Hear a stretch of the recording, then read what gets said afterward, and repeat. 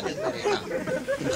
जनाब, सारा पैलन को देखना था कि पहली ही नजर में मुझे सारा पैलन से मोहब्बत हो गई। और हमारे कुछ मुकर्रीन का इज्तिमाई तौर पर ख्याल है कि अगर मोहब्बत जोर से आए तो कर ही लेनी चाहिए, लिहाजा मैंने मोहब्बत कर ली।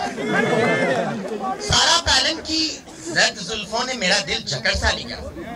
उसकी नीली झील सी आंखों में मैं डूब सा गया और मैंने दिल में मुसम्मम इरादा कर लिया कि मैं सारा पैलन से हाथ जरूर मिला।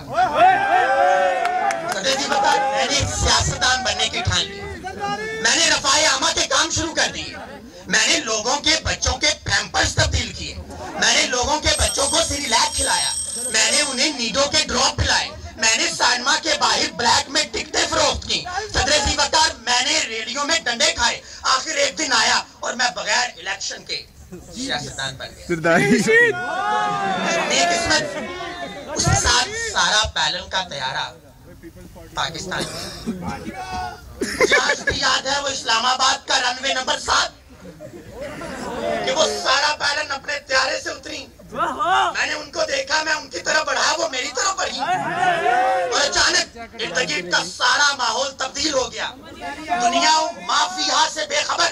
अचानक मुझे यूं लगा मेरे ऊपर नीचे दाएं बाएं से तारकोल के फवारे टूट पड़े हो। अचानक किसी ने मुझ पर लुक डाल दी हो, जिस तरह मुझे जन्नत से पकड़कर जहन्नम में धकेल दिया गया हो। सदर जी वकार, जब मुझे होश आया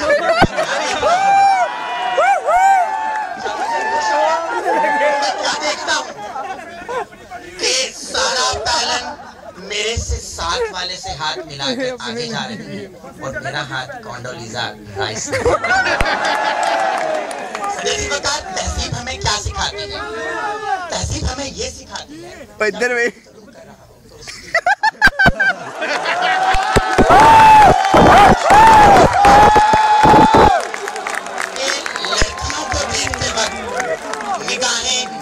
रखनी चाहिए।